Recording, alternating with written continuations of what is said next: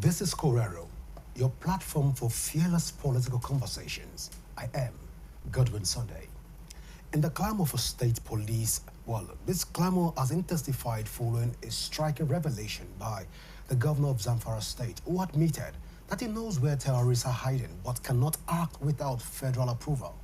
That statement exposes the limits of our current security structure and reignites the debate. Should policing be centralized, or should states have the power to secure their people directly? Supporters of state police believe it could strengthen local security responses, while critics warn it might be abused by politicians or deepen divisions in our fragile federation. To unpack this, we have in the studio Lieutenant Colonel Abdul Wahab Lawal, retired, a seasoned security and public policy analyst who will help us assess the broader implications for Nigerian security architecture. And also joining us as well is Ambassador Wali Abdullahi, PDP chieftain from Zamfara State, who will bring us updates and a local perspective from the very state at the center of this debate. We'll take a short break, and when we return, the conversations begin. Please go nowhere.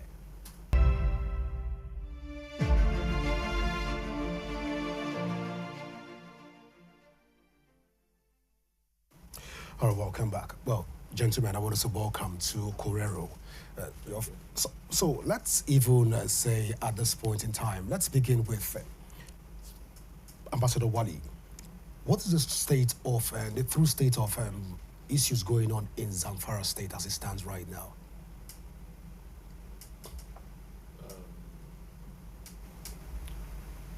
The state of affairs as regarding the security situation in Zamfara is actually in a very sorry state, whereby people have lost hope in the security architecture of this country. I've said it times without number in my previous interviews with other CVTV stations, whereby the Zamfara people are actually expressing a deep and great sense of displeasure and loss of hope as regarding the security situation in Zamfara, whereby we have the current Minister of State for Defense, who happens to be the son of the soil and one-time member of the House of Representatives and former governor as well, and currently Minister of State for Defense. And somebody who is believed to be loved by the system of the day, especially the president himself. So we, the people of Zamfara, really expected and thought that this man was going to take advantage of his relationship with the president and push for more security engagement in the state. But unfortunately, we are having the opposite of it, whereby you could see, forget about party differences. For a sitting governor, and if you look at it to some extent, the statement coming from the governor is a clear expression of frustration. For a serving governor to have said or to have issued such statement in a public media, you know, so he, as the number one security man in the state, to have said he don't have control over any security platform in the state, ranging from police, civil defense, army formations. You know, it's quite an unfortunate situation there we have. All right, let's even talk to you, Lieutenant Colonel Abdul Wahab. Looking at the situation of security in the country, we're taking Zamfara as a case study, even for tonight. But then let's travel down to the eastern part of Nigeria and other part of the country. The situation is almost the same. What do you make of the security architecture? Well, I always say that security architecture should be all-embracing. It should involve the whole of a society. Because security structure, and particularly the manpower involved, is very, very challenging. You need numbers, you need technology to be able to cover these spaces. And we're all aware that ungoverned spaces are numerous in our country. And what do we mean by ungoverned spaces? It simply means, the freedom to roam. When you have armed groups, bandits that have the freedom to roam, then you have these challenges. And I can tell you that there is no numbers that can cover every inch of this space. Therefore, security architecture itself begins with involving the whole of a society. And the national security strategy has made that also clear. However, it is in the implementation that is the challenge. And I welcome the idea of that we should look at, decentralizing some of these structures and architectures. And so bringing on board state police as part of, broadening the security architecture is a welcome development. Well, let's even talk about Zamfara State one more time and try to look at it, Ambassador Wali, from the governor's own position. Of course, he said he's not really saying that his hands are tied. He can't even do anything. He can't defend his people. And even know where some of these bandits are hiding, even within Zamfara State. When we begin to look at all of these accusations, is this a direct call for state police? People will say that the government is trying to blackmail the federal government in order to for the government to subscribe to state policing. What's your general take on all of this? I think for anybody to make such assessment of his statement or an assertion that he was trying to lure the federal government into establishing state police, I think to me is an understatement, because that is to say maybe the person is not aware of the current security realities in the country, not just in Zamfara State. For those who are clamoring for state policing, I think to me that it's a two-way traffic, because Nigeria is a very complex state whereby we have people who abuse power, who took advantage of their positions and recklessly abused power.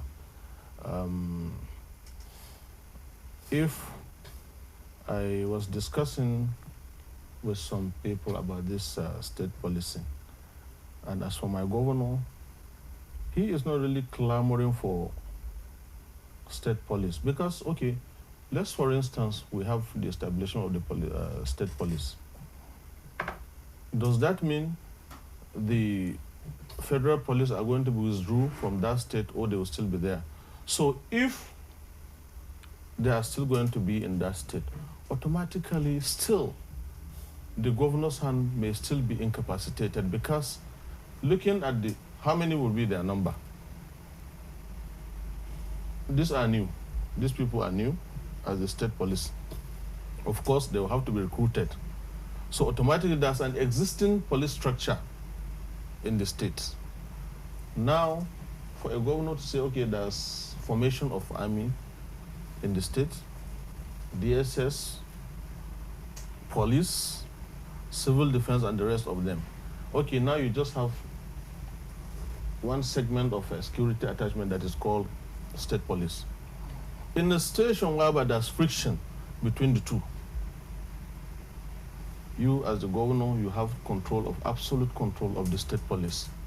But the center here have control of the federal police, the army, the civil defense, the DSS. So can those state police withstand this other security establishment?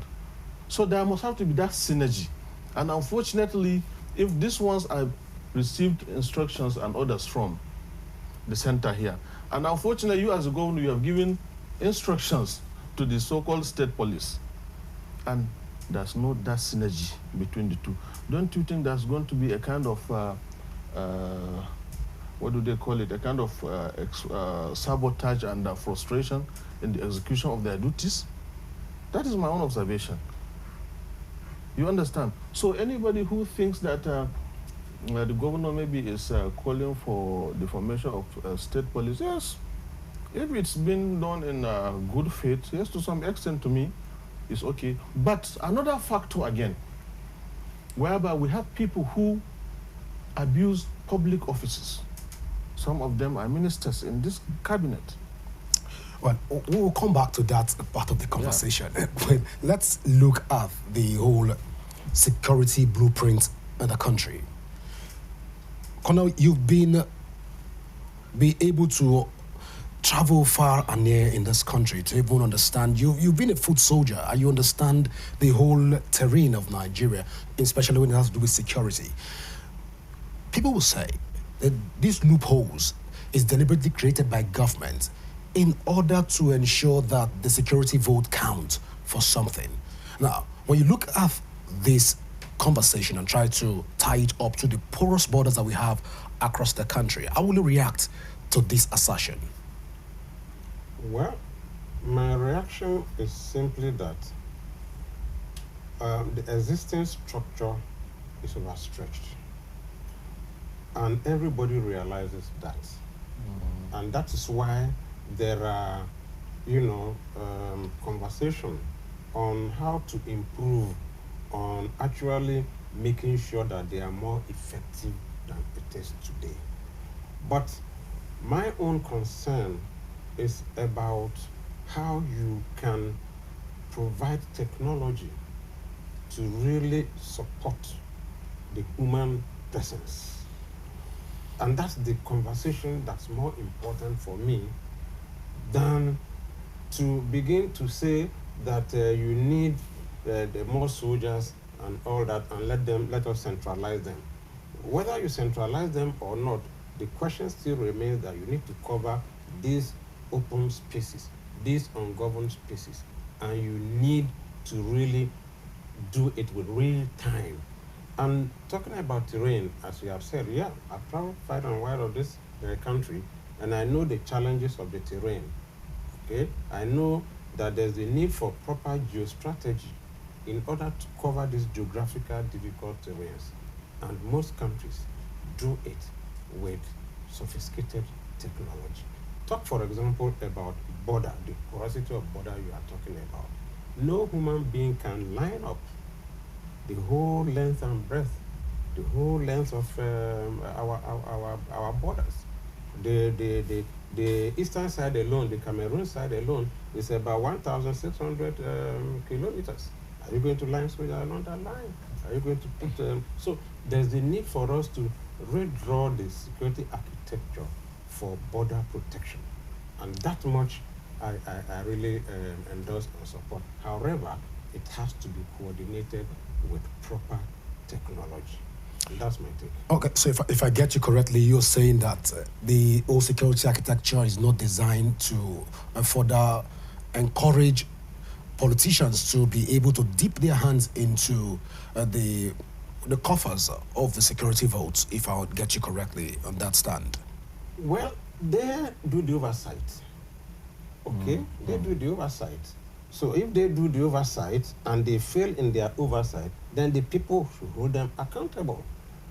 That's precisely what it is. Even the military and the police and name security agencies, the top service chiefs are under proper supervision and oversight of the National Assembly and the presidency and all that.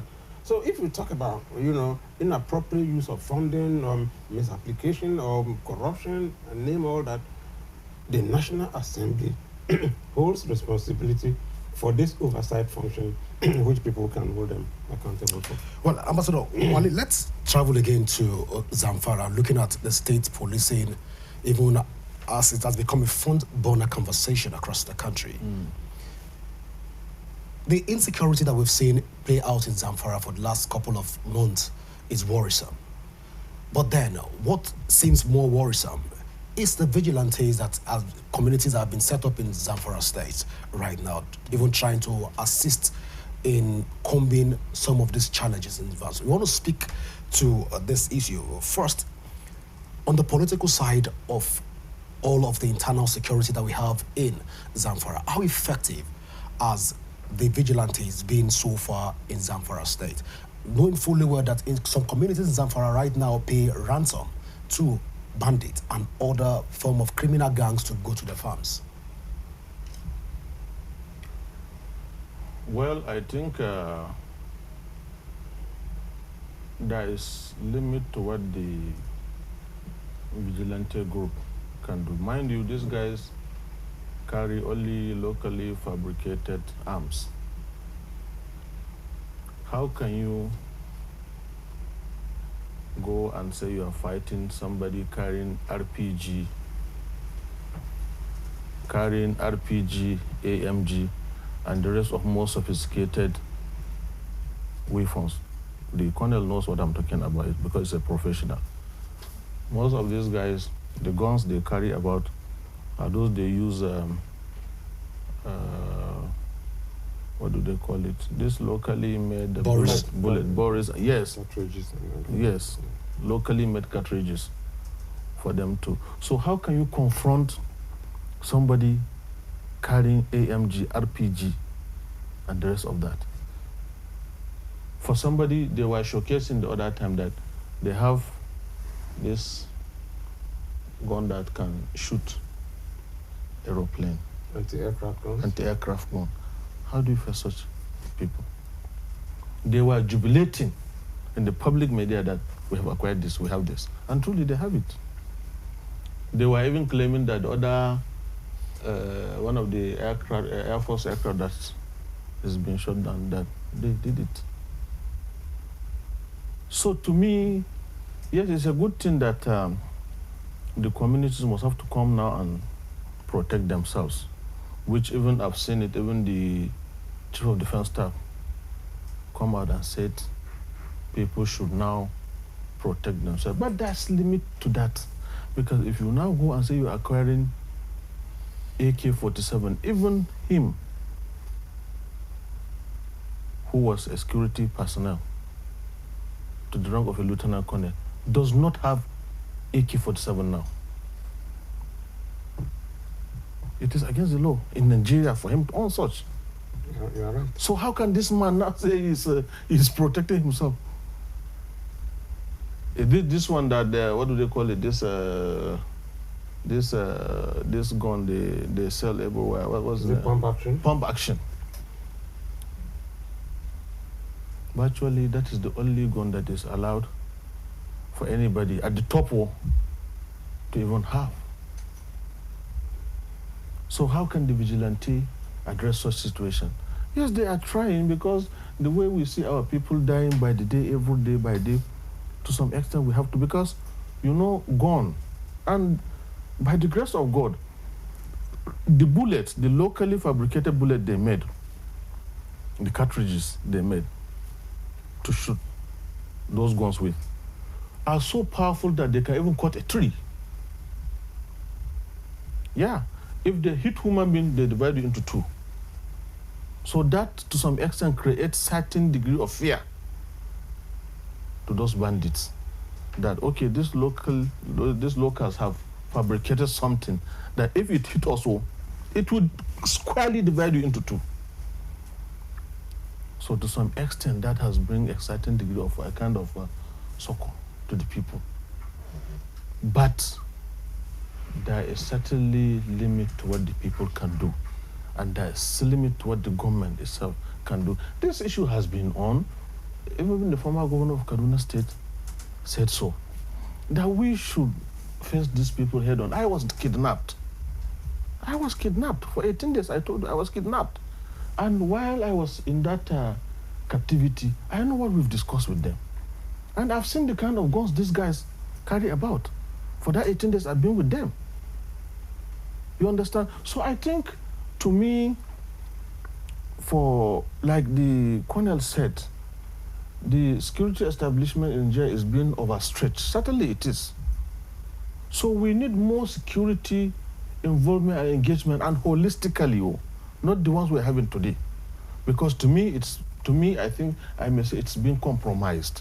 Because these people moves about. Last week, former governor of Kaduna State said in the public media, he has challenged them that they pay ransom. And they know why they are.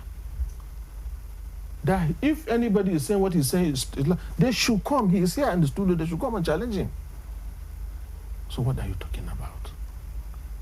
And mind you, why I was telling you our governor is so frustrated is that no human being or no leader would want to see his people being killed and will be happy, including the president of Nigeria, Bola Ahmed Tinubu. But unfortunately, what we expect of them, had it been these guys are invisible, would have said, okay, yes, we cannot see them. But they are visible. So why can't the system address it squarely? We have the manpower, we have the military strength. Is it not in Nigeria here, the Nigerian military during his days will go and fight in other African countries, ECOMOG and the rest of them, and restore peace there with large number and came back happily. So if these few ones that is in Nigeria, wherever, it's not all over Nigeria, it's between Sokoto, Kebbi, Zamfara, Axis and Niger. It's not even in the southwest. It's only in the southeast to some certain degree, whereby they have IPOB and the rest of them. And that one too can be curtailed if holistically we really want to do it. So I think, to me, for anybody to come and say the governor is maybe shortchanging or slighting the system of the center here, I think it's an understatement. The governor is certainly really not, you could even see it from his face, that he is really not happy. And this is something he will have to stand before his creator, because he has sworn with the Quran or Bible, whatever, that he will protect these people, but he is being incapacitated. All right, let's come back to Colonel. Colonel, looking at this conversation holistically, can we say at this point that Nigeria is ripe for the state police conversations with the rising insecurity that we're experiencing across the country? Are we ripe for this conversation? Yes, we are ripe for the conversation. Certainly, the challenge is staring us in the face, and the solution is by decentralization of structures in order to meet the challenges at community level. I'm asking that question because a lot of people will say that politicians will hijack the process, and politicians will tend to even want to control the police too, at the detriment of their people. Oh, beautiful. It's a valid argument. It's a valid argument. But the thing is that there must be strong enactment, strong regulations. By politicians? Well, they are accountable to you. They are accountable to you. And I expect that anybody who is, like the governor is talking about now, is talking about it strongly, which means he can also influence his assembly members to implement certain things. And don't forget that there's a bill going on. There's a bill on this. And the bill, 2023, is still being debated to make sure that it is foolproof. And the challenges we face and the complaints that people make are valid, and they are looking at it. But the issue is that, do you, in the face of this, simply say, let go? No, you've got to do something. And we are in a federalism.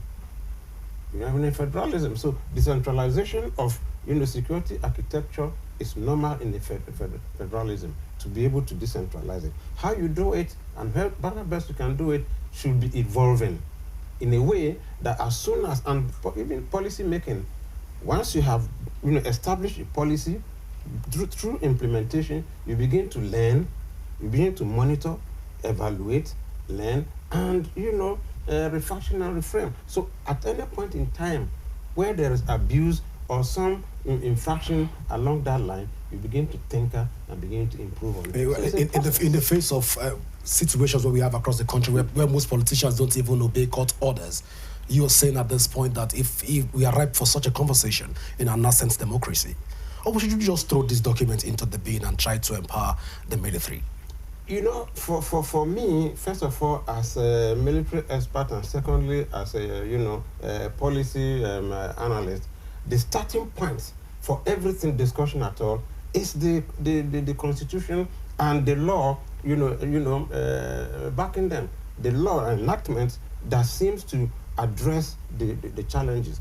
What is the objective? The objective is to ensure that every citizen is secure. So how do you go about it?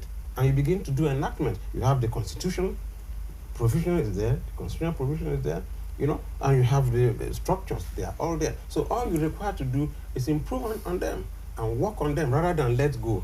Okay? And let me add to the point he has made with regards to the vigilante and the local defense system, the local community defense system. It can be improved upon. Yeah. It can be improved upon. Yeah. Okay? For example, recently we heard they have forest guards, for example. All these are numbers, but the point I want to continuously make is how do you actually use technology to support this? You get my point. That's the thing. And most importantly, even the administration of all these things. We have seen how ammunition fly around. How do you even government stockpile of ammunition? The management is poor. How many times have we seen in a public function, where you find orderlies of politicians shooting guns in the air, either as felicitation or for anything? You just who account for that? So the management itself must be put in check, and I keep saying, it behooves on the National Assembly and the state assemblies, who have the oversight function, to really tackle the issue with honesty and the political will to do so. Otherwise, we are all in danger and will continue to be in danger. If you bring police, if you establish state police, and the same system continues, you have achieved nothing. Well, security experts will say that security is everybody's business. Let me bring this to Ambassador. Security is everybody's business. But then, traveling down to Zamfara, we hardly hear the people, although they're in pains. We hardly see people from Zamfara coming out in mass to protest, or to agitate, or even march down to the Federal Capital Territory, walk to Aso Rock to challenge this current administration. Is it that these people from Zamfara are so satisfied with it's only the governor that is currently speaking out to a very large extent. But then, is it that these people are satisfied and they don't want to speak out? Or there is an internal policy going on that we are not even aware of? Okay, to start with, if you look at it, if you are to have somebody who is from Zamfara State, look at that there are number plates. The slogan there is, farming is our pride. For somebody who is a farmer in the village, does he even know where to start from? Not to talk of coming to the center and say they are carrying placards that we are tired. These guys solely depend on farming. It is out of this farming they eat, clothe, and take care of their immediate environment. Even in the face of them paying ransom to go to their farm. Yes. They still cannot speak out. How can they? Let me tell you, the local government where I came from, that is Bukuyum local government. From Bukuyum to Zamfara, to the state capital, Zamfara, is about, I think, about 100 kilometers or thereabout, or even less than. But today, if anybody is coming from that Bukuyum to Zamfara state, so he should bid his family farewell. Uncertainty on the road? Because that road has been taken over by the bandits by the day. So what we do now, we have to move back from Bukwim to go, you have to turn about 360 degrees. You have to go back to Gumi. From Gumi, go to Sokoto. Yes. From Sokoto, you now take to Zamfara, which is over 200 and something kilometers. How many is their number? And these are people that if you go to them, you cannot even get 10,000. And look at the prices of petroleum prices. Look at the high rate of transportation. And these guys cannot even go to farm. The thing is just too much on these people, my brother. It's just too much on them. These are people who are scampering for survival. You are now asking them to go and carry placards. To where? Okay, if they are to do it, how many are they? Do they even have the money to charter a vehicle from their villages to go to Sokoto, from Sokoto to Zamfara? Recently, the chairman of party of the PDP from my local government, Bukwim, risked it that he was going to come because there was an emergency meeting in Zamfara. He risked it. What happened? They shot him. They killed about 3 people in that vehicle. Take some of them to the bush. Because he's an old man, they shot him, they left him there. It was the locals who came and rescued him and took him back. Up to this moment I'm talking to you, he's receiving treatment. They shot him about twice. How can they come to the center and say they want to carry placards and do? How can they? They are so incapacitated. This is a hunger. They are really fighting with hunger. What to eat is the problem. Farming, they cannot go to farm. But you know, besides that, even the governor himself Yeah. is representing the people and he's speaking. He's speaking, yeah. The governor himself is speaking. So if the voice of the governor is even more than The local, of course. People won't even know. People, when you say the voice of the governor is people hear the governor speak, and this I've asked that question if it has a political undertone when the governor speaks, because it tends to be more of a political clamoring because he's from the People's Democratic Party. And I thought they'll take that conversation along that line to say that people Democratic Party trying to criticize the government at the center. But let me tell you that. So even beyond that, yes. The northern leaders recently talked about a state of emergency. Yes. Recently. Yes, of course they do. And also, So- let me tell you, there was a state, one of the members of the state assembly died in Zamfara state, which happens to be Kauranamo, the local government. I am a member of the electoral committee. We've seen what has transpired. Some days to that election, these bandits came out to those communities and were killing people just to put fear in them so as not to come out and exercise their civic franchise. Once that date has been announced, that banditry took over that environment. And now that the election is over, APC used money and the military. We have the records. Allegedly. Let's go allegedly. Let's allege that they use them. See, let me tell you, we have people that are being beaten by the military. It was when we had our complaint for the run. That was why to some extent the military were asked to. And the people in the state says, who is behind this? Could it be the Minister of State for Defense, who happens to be the son of the soil, who should at least have done more? That is when we see the number of the military presence in that state. During elections. During that election. Everywhere you see has been militarized.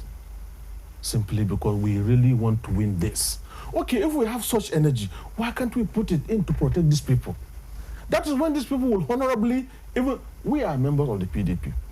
If you give these people this protection they desire, that PDP will not have a single vote. Because all they are asking for is that security so that for them to go back to farms. But look at what is the margin. And that's a place where, despite the presence of the military, right? votes are being bought for 100,000 per vote. Alleged. Let's allege. I was there. I'm a member of the committee. Let's allege on that, Ambassador. Let's allege on that and go that route. But then let me come back to Cornell. Cornell, X-raying this whole security architecture that we've tried to even we've used over the years, can we say that the generality of the architectural structure of Nigeria has failed Nigerians? That's why we are where we are right now. Or we should say it was a policy framework that has failed in this whole architectural framework within the security network, and as such, the state police should be introduced. Well, let me say again, from point of view of academics, policy analysis, all these structures we are talking about happen in other climes. Yeah. They all have them. So we are not being ingenious to say, oh, there's anything special about these structures. The armed forces are there in every country, the police is there in every country. Now I want to introduce state police. It's also there in many of these countries. India has it, okay? Of course, not to talk of US. Most of these federalism, they have it. So we are not reinventing the wheel. They are already in existence. However, why are they failing? Purely political will. The will to do the needful. The will to actually follow through what is established on the ground. That's basically what it is. And if you listen to stories here and there, of course, it's the same thing. The political will to do it. All right, that brings me to this point where I want to ask, because people from the northern part of Nigeria, especially from Zamfara and Benue State, Plateau is not even left in this conversation. They've also had their own fair share in all of this. What is your security advice to those people at this point in time? Should they toe the path of the carrying firearms, or what should the people begin to do as we begin to wrap up? Graduated, structure at the limited community level, give them the responsibility, and essentially it's just observation, intelligence, sharing, and all that from the community. Just like he has rightly said, they have the information already. They have all those kind of things, okay? But the connect between the sharing of information and the response is the question. And when you talk about response, it behooves on a more higher firepower to respond as quickly as possible. So give it or take it. The structure itself must have graduated responsibilities. And I can take it from his discussion and from what the governor has said. The information required to address the issue is already there. Everybody knows it. How come it's not being addressed? It's a political will. I think we have. All right, so let me come back to Ambassador as we begin to wrap it up. Yeah. You've said it is not a political statement by the governor to say that they know the people that are some of these bandits. Yeah, they know their houses. They know where they live. Yeah. He has come out to say that. But then, he's a honorable man. But looking at the structure of Zamfara as it stands, the people of Zamfara know these bandits, and they are not going after them. Can we say at this point in time that the people of Zamfara are not going for these bandits, not even carrying out a casual arrest on them, try to even suppress them when they come back to their house without weapons? Can we say that this is the negligence on the part of the people of Zamfara by not doing the needful, by carrying out, even if it's a local arrest on those persons? How can they, when they have the presence of military, police? Are the military guiding the bandits? They are certainly not guiding them. But mind you, what I said was that these guys are highly with so sophisticated weapons. When they come back to their homes, they don't come back with weapons. I should think they have like an armory. In that place they live. Mind you, I told you I was there. I was kidnapped. I know what I've seen. For that 18 days I've been there, I know what I've seen. My brother, let me tell you, from Nasarawa to Niger State, to Kaduna, to Zamfara, to Sokoto, the arms that are in that bush. My brother, well, I don't know to what extent the government is prepared, but the infiltration of firearms in those bushes, my brother, I don't think even the government can withstand them. So what should the people do as a parting gift right now from you? What should the people do? Should they continue to wallow in squalor? Should they continue to fold their hands and do nothing? Or what should the people of Zamfara do? Virtually, there's limit to what the people can do. Like the Kona rightly said, they have given out information. To some extent, if you choose to give an information out, the next thing you are the target. We saw the rise on bandit fee in the farm almost about how many months ago, where they increased their fee for the farmers to get to the farms. Yes, yes. So if you choose to challenge them, I think be prepared for your obituary. The best thing for you to do is, as you see them doing their thing, just pray to God. But had this been the system of the day, especially where we are expressing this frustration is, we have the State Minister of Defense, who happens to be the son of the soil, was a governor of this very state. But we only see the presence of military attachment only when there's an election, they want to achieve something. Are you saying that the Minister of State for Defense is directly frustrating the effort of the government and sabotaging security in the state? I'm not saying that. Okay. I'm not saying that. But what we expect of him, especially for somebody who is being loved by the president, should go to the president. Mr. President, you claim to have loved me. That's why you appointed me. He was on the run. Immediately the president was announced he's the winner. He was asked to come back. And he's now being made the Minister of State for Defense. So for somebody whom you love so much like this, go to the president, kneel down and cry for him. To some extent, even if you choose not to address this issue, resign. Wallahi, the very day he resigned, let me tell you, no matter how the Zamfara people loved the current governor, I swear to God, if today Bello Matawa, let's say I'm resigning my position of the State Minister of Defense simply because the center is not addressing the issue security challenges in my state, Wallahi Tallahi 2027, let him contest. Before 11, the gap between him and the current governor, in fact, you cannot even quantify it. Everybody will come out in mass and vote for him because that's what is expected of him. But unfortunately, we are seeing the opposite of that.